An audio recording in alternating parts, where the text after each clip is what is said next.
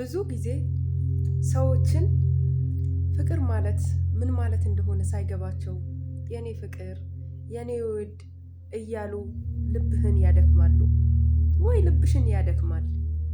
ይሄ ማለት ምን ማለት ነው? የሰው ልጅ ፍቅር ማለት በአፍ የሚገለጽ ሳይሆን በልብ የሚኖር ነው። ፍቅር ማለት የነገ ተስፋ ማለት ነው።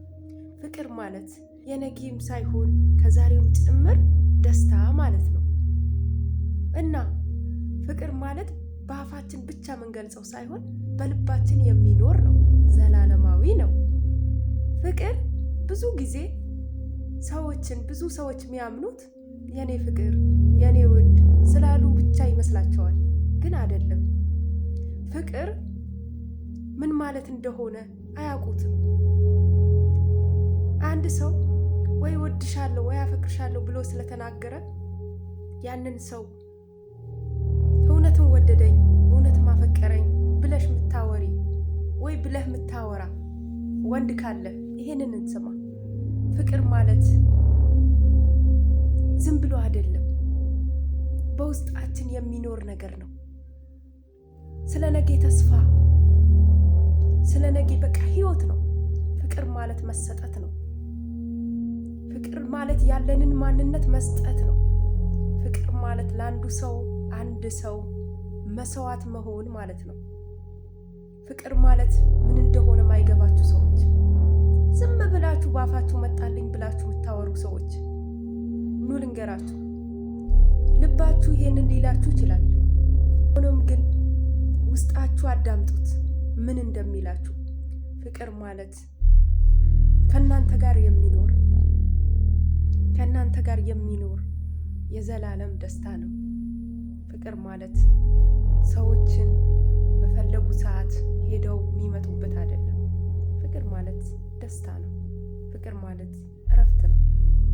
ፍቅር ማለት ስለ ነገ የምናስብበት ነው።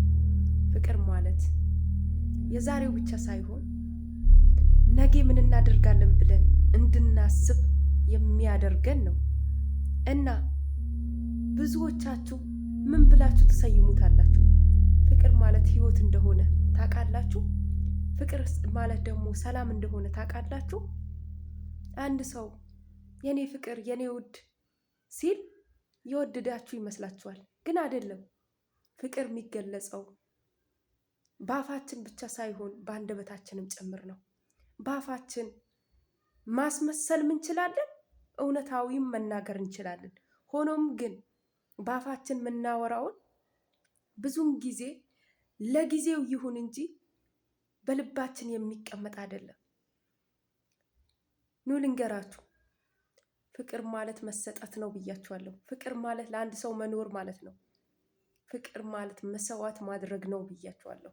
መስዋዕት ማድረግ ምንድን ነው? ነገ ቀን ያንን ሰው የሆነ ነገር ቢደርስበት መስዋዕት ትሆኛለሽ ወይ መስዋዕት ትሆንላታለህ? ይሄ ነው። ፍቅር ማለት ደግሞ ስለ ወደፊትም ጭምር የሚያሳስብ ነገር ነው። ለምሳሌ ወደፊት ልጅ መውለድ አለ፣ አብሮ መኖር አለ፣ ብዙ ነገር አለ። ያንን ነገር ሳናስበው ብዙን ጊዜ የጊዜያዊ ደስታችን እራሳችን ለመደሰት ምናወራው ብዙ ንግግሮች አሉ። ሆኖም ግን ፍቅር በአፍ የሚለካ ሳይሆን በልባችን የሚኖር ነው። እስከ ህይወታችን ፍጻሜ ድረስ እስክንሞት ድረስ የዛን ሰው መሰጠት ማለት ነው። የዛን ሰው መኖር ማለት ነው። ያንተ መኖር ወይ ያንቺ መኖር ያንን ሰው ትልቅ ቦታ አለው ማለት ነው። ፍቅር ማለት እንደዛ ነው እንጂ የይምሰል ከሆነ እኮ ዝም ብሎም እኮ ፍቅር አለ። ዝም ብሎም ፍቅር አለ። ይሄንን ከሚሆነው ደግሞ አንድ ሰው እወድሻለሁ የሚለውን ሳይሆን በልብ ውስጥ የሚኖረውን ሲያወራና የልቡን ሲመነጭ ነው። ኑ ልንገራችሁ፣ እናንተ በምን አገላለጽ ትገልጹታላችሁ? እስኪ አሳውቁም። ይሄንንም ደግሞ ምላችሁ እናንተ አታውቁም ማለት አይደለም። ብዙዎቻችሁ ልታውቁ ትችላላችሁ። ያው እኔ የማላውቀውን ነገር እናንተ በመጻፍ ተናገሩ። ፍቅር ማለት ዋናው መሰረቱ ምንድን ነው? እርስ በራስ መያያዝ ማለት ነው። በቃ አንዱ ያለ አንዱ መኖር እንደማይቻል ነው። በቃ ፍቅር ማለት የወደፊትም ህይወት ነው፣ ራዕይ ነው። ፍቅራችን ጠነከረ የምንለው ምንድን ነው? እርስ በራሳችን መተሳሰብ ስንጀምር ነው እንጂ የኔ ፍቅር የኔ ውድ ስለተባባልን ብቻ አይደለም። ፍቅር ከኛ ጋር ከራሳችን ጋር የሚመላለስ ነው። ኑ ልንገራችሁ፣ ዝም ብሎ በማታለልና በማውራት ብቻ የምናደርገው ይመስላችኋል ብዙዎቻችሁ፣ ግን አይደለም። የውስጥ ስሜትም ጭምር ነው። በቃ አንድ ሰው ትክክለኛ ፍቅር ያለው ሰው ፊቱ ላይ ራሱ ያስታውቃል። ግን የሌለው ሰው የይምሰል የሚያወራ ሰው በከንፈሩ እወድሻለሁ፣ አፈቅርሻለሁ፣ አንቺ የኔ ነሽ፣ አንተ የኔ ነህ ልትባባሉ ትችላላችሁ። ሆኖም ግን ፍቅር ዘላለማዊ ሲሆን ነው። ልንገራችሁ፣ ዘላለማዊ ስላችሁ እስከ ሞት ፍጻሜ ድረስ እርስ በራሳችሁ መተጋገዝ ነው ፍቅር። እርስ በራሳችሁ መተሳሰብ ነው ፍቅር። እርስ በራሳችሁ መያያዝ ነው ፍቅር። ስለ ወደፊትስ ትበቃለህ? ስለ እሷስ ያሳስብሃል? ነጌስ ከኔ ጋር ትሆናለህ፣ ከኔ ጋር ይሆናል የሚለውን ታስባላችሁ? ያንን ደግሞ እርግጠኛ የምትሆኑበት ያንን ሰው ያንተ ያስብልሃል ወይ? ጥያቄ። ያንን ሰው ያንቺ ያስብልሻል ወይ? ያንቺ ማያስብ ሰው ልንገራችሁ፣ አንዳንድ ሰዎች ማለት ነው በቆላ ሲበቅል ጤፍ ሲበቅል ልንገራችሁ፣ ሲወጣ ምን ይወጣል? ከሱ ጋር ከጤፉ ጋር ለመወዳደር አረሙ ይወጣል። አረሙ ደግሞ እሽቅድድም ይላል። ቀድሞ ራሱን ለመታየት ይሮጣል። ይሄ ማለት ምን ማለት ነው? አታላይ ፍቅር ማለት ነው።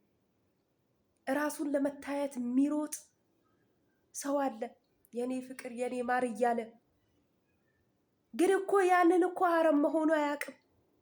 አረም መሆኑ ምንድን ነው ልበላችሁ? አታላይ ሰው ማለት ነው።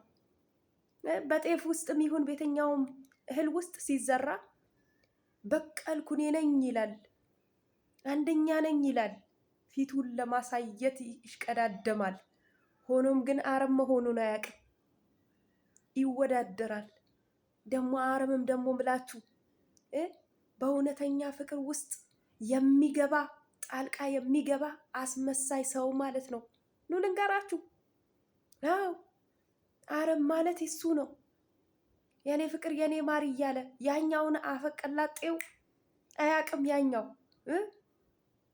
ያኛውን አፍ አያቅም። በልቡ ነው የሚወድሽ፣ በልቡ ነው የሚያፈቅርሽ። ግን ያኛውን በአፉን የሸወደሽን እውነት ይመስልሻል። አረሙን ታምኛለሽ። ጤፉን ትተሽ አረሙን ታምኛለሽ። ውድ እህቴ ተመለሺ። በአፉን የሚያታልልሽ ልክ እንዳረሙ ደረስኩ ብሎ በኋላ እንዳይቀጥፍሽ፣ ያለ ጊዜሽን መና እንዳያስቀርሽ ራስሽን ጠብቂ። ዝም ብላችሁ ሁሉንም እኔ ነኝ ያለው አረም መሆኑን ሳታጣሩ ዝም ብላችሁ እንዳትገቡ። ያንንን የማያወራው በልቡ ላይ ትልቅ ቦታ ያለውን ትተሽ የምትገቡ ሰዎች ይሄንን እውነታው ልንገራችሁ ዛሬ። ይሄንን እውነታው ዛሬ ልንገራችሁ። ሚስጥር አለ። አዎ ሚስጥር አለ። ለሰው አታውሩ። ይሄንንም ስላችሁ ሼር እያደረጋችሁ አግዙ፣ እየጻፋችሁ አስተያየታችሁ። ይሄንንን ጨርሳችሁ የምታዳምጡ ሰዎች ደረስኩ የሚል አረም ነው። ፈጥኜ ገበባሁ የሚል አረም ነው። አትመኙ። አረሙ ደግሞ ማን ነው ብያችኋለሁ። ያንን አታላይ ነው። አታላይ ማለት የፊቱ እያለ እኔ ቀድማለሁ የሚል። ይሄንን ማለት ምን ማለት ነው? ከጤፉ ይልቅ አረሙ ከመረጣችሁ መብታችሁ። አረሙን ከህይወታችሁ ላይ ያስወጥታችሁ ከጤፉ ጋር መኖር ሞክሩ። ጤፉ ያዋጣችኋል። ጤፉ ነው የእናንተ።